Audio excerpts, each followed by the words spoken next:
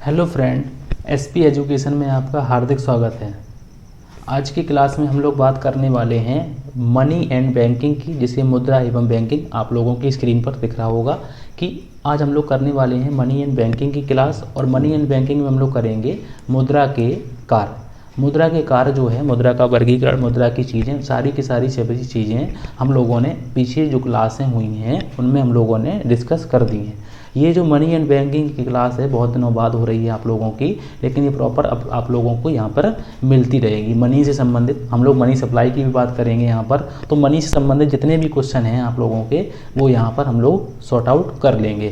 Class number 8 में हम लोग करने वाले हैं मनी के कार्य, मतलब कि मुद्रा के कार्य कौन कौन से होते हैं उनको हम लोग पूरी डिटेल में जानेंगे कि मुद्रा के कौन कौन से कार्य होते हैं। और एमसीक्यू पर भी बात हम लोग कुछ एमसीक्यू पर भी बात हम लोग करने वाले हैं। तो चलिए हम लोग बिना समय गंवाए कुछ जल्दी से सॉल्व करते हैं इन सभी चीज़ों को जो हम लोगों के सामने लिखी हुई हैं। सबसे पहली बात हम लोगों के सामने लिखी हुई है कि मुद्रा के कार्य, मुद्रा के कार्य, फंक्शंस ऑफ मनी। मुद्रा के कार्य की बात अगर कही जाती है तो बहुत से विद्वानों ने अलग अलग अपने अपने जो हैं मुद्रा के कार्य बताए हैं, लेकिन सबसे अच्छी बात जो कही है प्रोफेसर किनले ने, ठीक है, प्रोफेसर किनले ने मुद्रा के कार्यों को 3 उपशीर्षकों में विभाजित किया है। तो मुद्रा के जो कार्यों को उन्होंने बोला था तो उन्होंने 3 भागों में मुद्रा के कार्यों को बांटा है। उन्होंने अगर देखा जाए तो उन्होंने 4 भाग बताए हैं, लेकिन उनको जो 3 भागों उनके जो मुख्य भाग हैं, ठीक है। तो पहली बात उन्होंने कही थी कि मुद्रा का प्राथमिक एवं प्रमुख एवं आरंभिक कार्य, पहली मतलब, उसके बाद गौड़ अथवा सहायक कार्य और उसके बाद आकस्मिक कार्य। इसे बोलते हैं मेन या फिर प्राइमरी फंक्शन, इसे बोलते हैं सेकेंडरी फंक्शन और इसे बोलते हैं कंटिजेंट फंक्शन। अब बात आती है कि हम लोग इनको करेंगे कैसे। तो सबसे पहले हम लोग डिस्कस करेंगे कि मुद्रा का प्राथमिक कार्य क्या होता है। मुद्रा की प्राथमिक कार्य में क्या होता है कि ऐसा कार्य जो फर्स्ट प्रायोरिटी देता है किसी कार्य को, उसको बोलते हैं मुद्रा का प्राथमिक कार्य। चाहे किसी की भी बात करें हम लोग, प्राथमिक कार्य का मतलब होता है फर्स्ट प्रायोरिटी इस काम को दी जाएगी, उसके बाद अन्य काम को दी जाएगी, ठीक है। तो चाहे मुद्रा की बात करें, चाहे हम लोग बैंक की बात करें, चाहे हम लोग किसी भी चीज़ की बात करें, तो उसमें हम लोग ये 3 जो हैं, हो सकता है आप लोगों को बहुत सी जगह 2 ही मिलेंगे, प्रमुख कार्य और गौड़ कार्य। तो चलिए हम लोग देख लेते हैं आगे कि प्रमुख कार्य। सबसे पहली बात लिखी हुई है प्रमुख कार्य। आप लोगों को सिर्फ देखना है और कुछ नहीं करना है, आप लोगों को सामने लिखा हुआ है और हो सकता है इन्हीं से क्वेश्चन जो है एमसीक्यू बनते भी हैं और आगे आप लोगों के प्रीवियस ईयर में आए हुए भी हैं, जो मैंने आप लोगों को प्रीवियस ईयर क्लास में कराए हुए हैं, ठीक है। अब बात आती है कि मुद्रा के मुख्य या प्रारंभिक कार्य, मुद्रा के मुख्य या प्रारंभिक कार्य के हैं, ठीक है, जिन्हें मुद्रा प्रत्येक अर्थव्यवस्था में अनिवार्य रूप से संपन्न करती है। मतलब कि मुद्रा के प्रारंभिक कार्य वे कार्य हैं जिन्हें मुद्रा प्रत्येक अर्थव्यवस्था में अनिवार्य रूप से संपन्न करती है। इन कार्यों को मौलिक कार्य, इस बात को आप अंडरलाइन कीजिएगा कि प्राथमिक कार्य को मौलिक कार्य भी बोलते हैं, ये क्वेश्चन आया हुआ है। और आधारभूत कार्य या फिर आवश्यक कार्य भी कहा जाता है, ठीक है। मुद्रा के मुख्य 2 कार्य होते हैं। पहला कौन सा कार्य होता है, विनिमय का माध्यम, और दूसरा काम होता है मूल्य का मापक। विनिमय का माध्यम की बात की जाएगी तो विनिमय का माध्यम क्या होता है कि पहले जब सिस्टम चलते थे तो वस्तु विनिमय बार्टर सिस्टम चलता था। अब बार्टर सिस्टम में कुछ कठिनाइयाँ आई थीं, उसके बाद ही हम लोगों का मुद्रा का उद्गम हुआ था या मुद्रा की उत्पत्ति हुई थी। तो मुद्रा ने क्या किया था कि विनिमय के माध्यम में सरलता लाई थी। तो मुद्रा का जो पहला काम है विनिमय का माध्यम, तो मुद्रा ने क्या किया था कि किसी भी विनिमय, अगर मान लो किसी भी चीज़ को हम लोगों को किसी भी चीज़ को हम लोगों को ख़रीदना है तो हम लोग विनिमय सरलता से हो सकता था, क्योंकि मुद्रा में इसका काम बिल्कुल सरलतापूर्वक किया जा सकता था। मूल्य का मापक, मूल्य का मापक का मतलब होता है कि मुद्रा जो है प्रत्येक वस्तु की एक वैल्यू बता देती है, ठीक है। जैसे वस्तु विनिमय में पहले क्या था कि पता नहीं चलता था कि कितनी वस्तु के बदले में कितनी चीज़ दी जाए। अब इतना तो पता है, मुद्रा के उद्गम से ये पता है कि 4 मुद्रा के बदले में आप हमें इतनी चीज़ें दे दीजिए, ठीक है। तो मुद्रा की उत्पत्ति जब आप लोगों ने देखी होगी, तो मुद्रा की उत्पत्ति में मैंने आप लोगों को बताया था कि मनुष्य ने मुद्रा जो है, एकदम मुद्रा कोई प्रॉपर मुद्रा नहीं आई थी। पहले वस्तुओं ने उन्हें क्या किया कि कुछ जानवरों का यूज किया मुद्रा के रूप में, उसके बाद कुछ अनाजों का यूज किया, उसके बाद बहुत सी चीज़ें आई, कोड़ियाँ आई, जैसे कि मान लो शंख आई, बहुत सी चीज़ें आई, और जो जानवरों के सींग को भी उन्होंने मुद्रा के रूप में रखा है, ठीक है। तो लेकिन इससे हम लोगों को कुछ क्वेश्चन देंगे, लेकिन ये क्वेश्चन जरूर आता है कि मुद्रा के प्राथमिक कार्य में कौन कौन से कार्य होते हैं। तो विनिमय का माध्यम प्राथमिक कार्य है और मूल्य का मापक। अब नंबर 2 की बात की जाती है, और नंबर 2 में बात की जाती है गौण कार्य अथवा सहायक कार्य। चाहे गौण कार्य बोलो या अथवा सहायक कार्य बोलो या फिर सेकेंडरी फंक्शन बोलो, एक ही बात है। मुद्रा के कुछ कार्य ऐसे हैं जो प्रारंभिक कार्यों के सहायक हैं। मुद्रा के जो प्रारंभिक कार्य कौन से हैं? एक है आप लोगों का विनिमय का माध्यम, इस बात को याद रखिएगा, बार बार लिखने से याद होता है, विनिमय का माध्यम। और दूसरा काम कौन सा होता है? दूसरा काम होता है मूल्य का मापक। मूल्य का मापक मतलब कि मुद्रा ने प्रत्येक वस्तु के मूल्य को मापा है, क्योंकि इसने विवाद को खत्म किया है। मुद्रा के कुछ कार्य ऐसे हैं जो प्रारंभिक कार्यों के सहायक हैं और जिन्हें मुद्रा आर्थिक जीवन के एक सीमा तक विकसित होने के उपरांत ही संपन्न करती है। इन कार्यों को कुछ विद्वान व्युत्पत्तिक कार्य मतलब ड्राइव्ड फंक्शन भी संज्ञा भी देते हैं। इस बात को याद रखिएगा। अब सबसे पहली बात आती है कि गौण कार्य में 3 कार्य होते हैं, 1, 2 और 3। इनको भी याद रखने का है। जैसे आप लोगों को विनिमय का माध्यम और मूल्य का मापक, ये 2 कार्य हैं, और गौण कार्य के 3 कार्य होते हैं। तो कौन कौन से होते हैं? स्थगित भुगतानों का आधार, मतलब कि स्थगित भुगतान जो होते हैं वर्तमान आर्थिक जीवन में बहुत से भुगतान ऐसे होते हैं जो तत्काल न करके भविष्य के लिए स्थगित कर दिए जाते हैं। इस प्रकार के भुगतानों में मुद्रा एक महत्वपूर्ण भूमिका अदा करता है। पहले के ज़माने में क्या होता था कि स्थगित भुगतान की सुविधा नहीं थी। कैसे? मान लो कि अगर किसी को अगर मान लो कि कहा जाए कि आप 5 साल बाद हम आपको पेमेंट कर देंगे, तो वो पेमेंट कैसे करेगा? क्योंकि मुद्रा थी नहीं। मुद्रा के रूप में किसका यूज कर रहे थे हम लोग? वस्तुओं का यूज कर रहे थे। और वस्तुओं में कैसी संज्ञा होती है? वस्तुओं में मान लो कि उनमें टिकाऊपन नहीं होता है।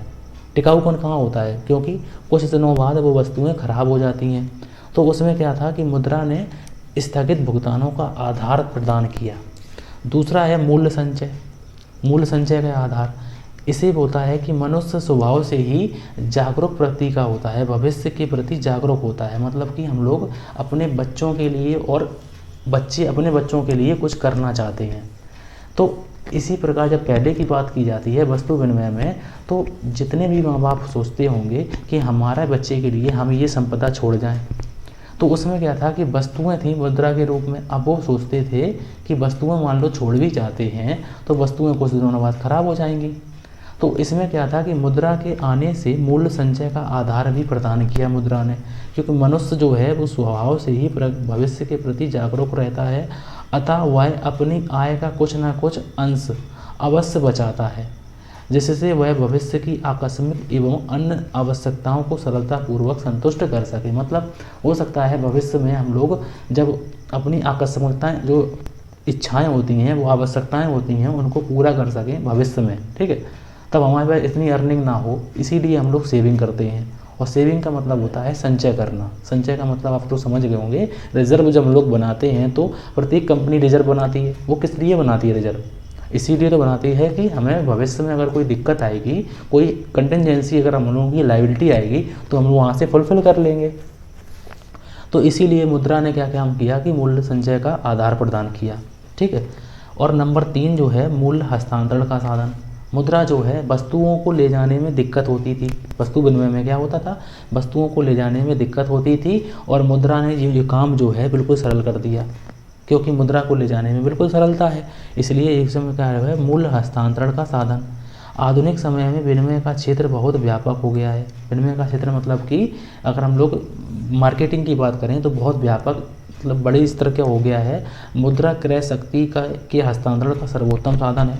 मुद्रा जो है क्रय शक्ति के हस्तांतरण का सर्वोत्तम साधन है। क्रय शक्ति की बात की जाती है, परचेजिंग पावर की बात की जाती है। मुद्रा जो होती है वो सर्वग्राही होती है। इस बात को याद रखिएगा कि सर्वग्राहिता और वहनीयता होती है। मुद्रा में कैसा होता है, सर्वग्राहिता का मतलब होता है सभी लोग इसको ग्रहण कर सकते हैं। अगर कोई नहीं करेगा तो उस पर बाद जो है प्रस्तुत किया जाएगा, उस पर केस ठोंक दिया जाएगा। ठीक है, आप लोगों ने देखा होगा कि नोट में लिखा होता है कि मैं धारक को इतने रुपए अदा करने का वचन देता हूँ। ठीक है, तो इसको नोट को लेने से कोई मना नहीं कर सकता। ठीक है, अब उसमें लिखा हुआ है कि मुद्रा में कैसा होता है, सर्वग्राहिता होती है और वहीनता के कारण मुद्रा के द्वारा चल और अचल सभी प्रकार की संपत्तियों का सरलता से हस्तांतरण हो जाता है। अब बात आती है कि आप लोग समझ गए होंगे कि मुद्रा के जो 3 कार्य होते हैं, अगर हम लोग इनको बात करें तो ध्यान से अगर आप लोग करना चाहें तो ऐसे मान लो कि पहला कौन सा है, प्राथमिक कार्य में अगर हम लोग बात करें, प्राथमिक कार्य, और प्राथमिक कार्य में आप लोगों को 2 कार्य कौन से बताए हमने, तो वो 2 कार्य बताए विनिमय का माध्यम और दूसरा बताया है हम लोगों ने मूल्य मापक। दूसरा कौन सा बताया है, मूल्य मापक। ठीक, अब उसके बाद हम लोगों ने बताया है गौण कार्य, और गौण कार्य के 3 कार्य कौन कौन से हैं, तो हम लोगों ने बताया है, पहला हम लोगों ने स्थगित भुगतानों का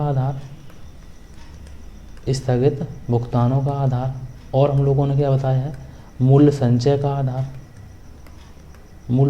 आधार, और बताया है मूल्य हस्तांतरण का आधार। ठीक है, मूल्य हस्तांतरण का साधन की बात की जाती है। तो इस प्रकार से गौण कार्य 3 होते हैं और प्राथमिक कार्य 2 होते हैं। इस प्रकार से भी आप लोग याद रख सकते हैं। ठीक है, उसके बाद आकस्मिक कार्य, और आकस्मिक कार्य की बात की जाती है तो आकस्मिक कार्य में कोई भी कार्य हो सकते हैं। इसमें हम लोगों को नंबर ऑफ नहीं आते हैं, ये तो क्वेश्चन प्राथमिक से आएगा या फिर आप लोगों को क्वेश्चन सेकेंडरी से आएगा, और कभी कभी क्वेश्चन आकस्मिक से भी आ सकता है। लेकिन आकस्मिक को मैं आप लोगों को अच्छी तरीके से बता दे रहा हूँ, कोई दिक्कत की बात नहीं है। आप लोगों को समझ में तो आ ही रहा होगा। अगर समझ में आ रहा है तो वीडियो को लाइक ज़रूर करें।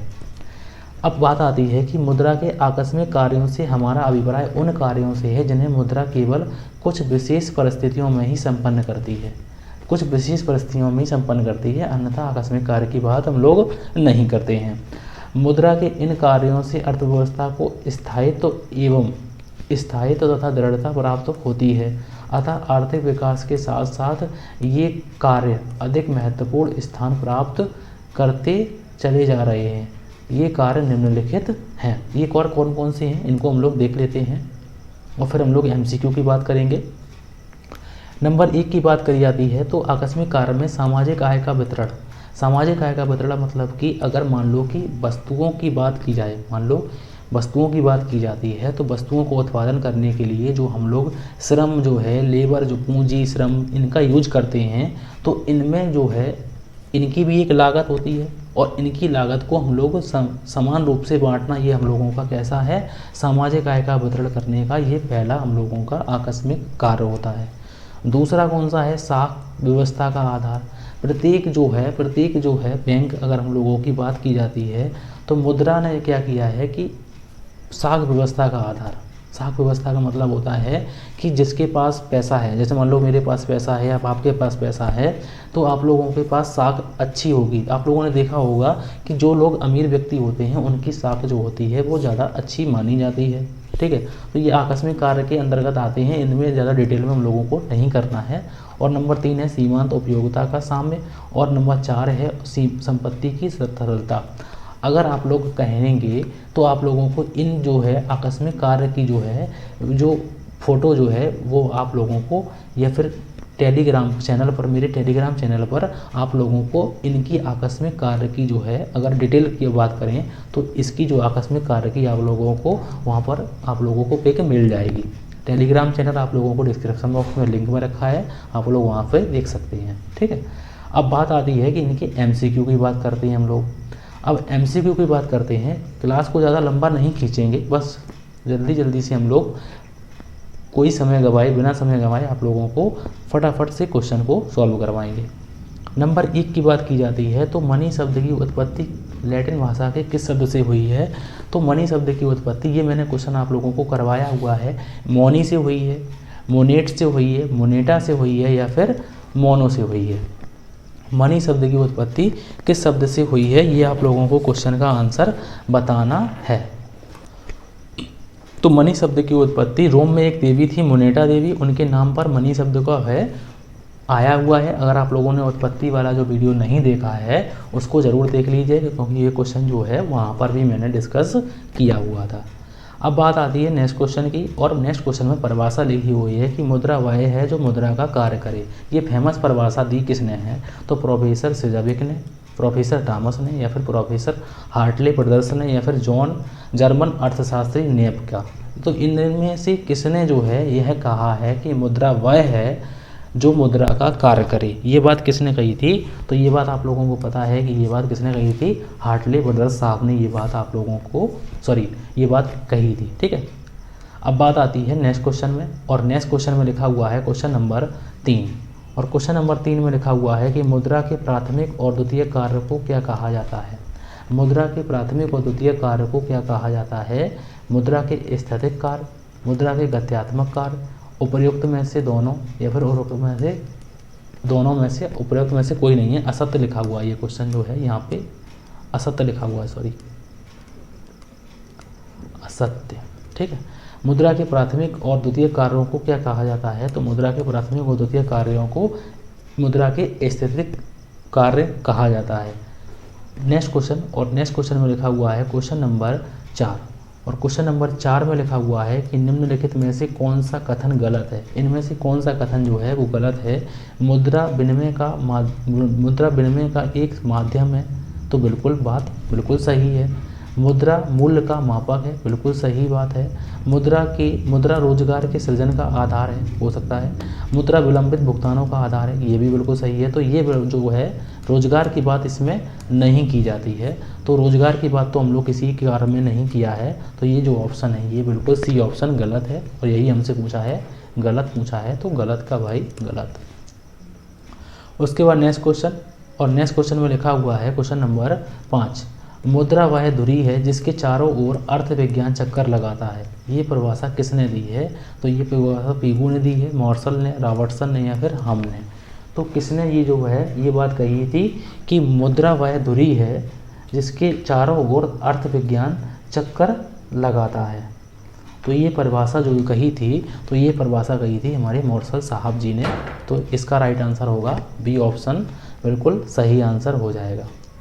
उसके बाद नेक्स्ट क्वेश्चन, और नेक्स्ट क्वेश्चन में लिखा हुआ है क्वेश्चन नंबर 6, मुद्रा का आर्थिक दोष है। मुद्रा का आर्थिक दोष क्या है? ऋणग्रस्तता में कमी, मूल्य में स्थिरता, चक्रीय उतार चढ़ाव, या फिर उपरोक्त सभी। तो मुद्रा में जो है मुद्रा का आर्थिक दोष क्या है? तो इसका जो दोष बताना है वो आप लोगों को, इसका दोष जो है वो बताना है कि मुद्रा का दोष क्या है, आर्थिक दोष क्या है। तो इसका जो है मुद्रा का जो आर्थिक दोष है वो है चक्रीय उतार चढ़ाव। तो इसका राइट आंसर है सी ऑप्शन, बिल्कुल सही आंसर हो जाएगा। उसके बाद नेक्स्ट क्वेश्चन, और नेक्स्ट क्वेश्चन में लिखा हुआ है कि मुद्रा वह वस्तु है जिसको देकर ऋण और मूल्य संबंधी अनुबंधों का भुगतान किया जाता है, जिसके रूप में सामान्य क्रय शक्ति का संचय किया जा सकता है। इस कथन से संबंधित अर्थशास्त्री को अंकित कीजिए। तो ये परिभाषा जो है ये परिभाषा किसने कही थी? तो ये परिभाषा रॉबर्टसन ने कही थी, मार्शल ने, J.M. कीन्स ने, या फिर हम ने, ये फिर हम लिखा है। तो इसका राइट आंसर है सी ऑप्शन, बिल्कुल सही आंसर हो जाएगा।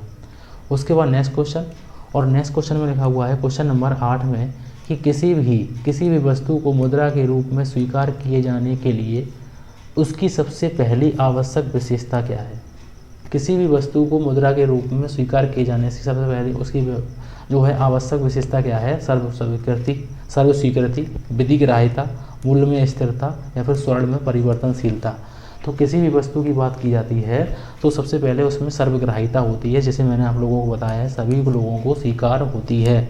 ठीक है, तो इसका राइट आंसर है ई ऑप्शन बिल्कुल सही आंसर हो जाएगा। उसके बाद नेक्स्ट क्वेश्चन, और नेक्स्ट क्वेश्चन में लिखा हुआ है क्वेश्चन नंबर 9 में। अगर आप लोगों को वीडियो अच्छा लग रहा है तो प्लीज़ मेरे चैनल को एसपी एजुकेशन को सब्सक्राइब जरूर करें। नेक्स्ट क्वेश्चन में लिखा हुआ है कि कौन सी शर्तें मुद्रा बनाने के लिए अनिवार्य नहीं है। कौन सी शर्तें मुद्रा बनाने के लिए अनिवार्य नहीं है? वह विनिमय का माध्यम हो, वह मूल्य का मापक हो, वह संचय का साधन हो, वह सोने में प्रत्यक्ष परिवर्तनीय हो। तो इसका राइट आंसर आप लोगों को बताना है कि इसका राइट आंसर क्या हो सकता है। अनिवार्य नहीं है, अनिवार्य नहीं है। तो इसलिए ये बात तो है, ये भी बिल्कुल सही है, ये भी बिल्कुल सही है और ये भी सही है। इसलिए इसका राइट आंसर है डी ऑप्शन बिल्कुल सही आंसर हो जाएगा, क्योंकि गलत पूछा है, अनिवार्य नहीं है। ठीक है। और नेक्स्ट क्वेश्चन में लिखा हुआ है 11 नंबर में कि ए ट्रेड ऑफ मनी पुस्तक किसने लिखी थी। तो ये पुस्तक राउथर साहब ने लिखी थी, जे.एम. किन्स ने लिखी थी, रॉबर्टसन ने या फिर पॉल इंजिंग ने लिखी थी। तो इसका राइट आंसर आप लोगों को बताना है कि इसका राइट आंसर क्या हो सकता है। तो ये जो पुस्तक है जो जे.एम. किन्स की पुस्तक है। उसके बाद नेक्स्ट क्वेश्चन, और नेक्स्ट क्वेश्चन में लिखा हुआ है कि मुद्रा के महत्व है। मुद्रा के क्या महत्व हैं? श्रम विभाजन में विशिष्टीकरण, विनिमय की सरलता, विभिन्न साधनों को आदर्श अनुपात में जुटाना और उपरोक्त सभी। तो मुद्रा का जो है मुद्रा के महत्व की बात की जाती है तो मुद्रा श्रम में विशिष्टीकरण करती है, विनिमय की सरलता करती है, विभिन्न साधनों को आदर्श अनुपात में जुटाना। तो ये जो है तो इनका बात की जाती है, तो महत्व की बात की जाती है। तो इसका राइट आंसर होगा हम लोगों का डी ऑप्शन बिल्कुल सही आंसर हो जाएगा।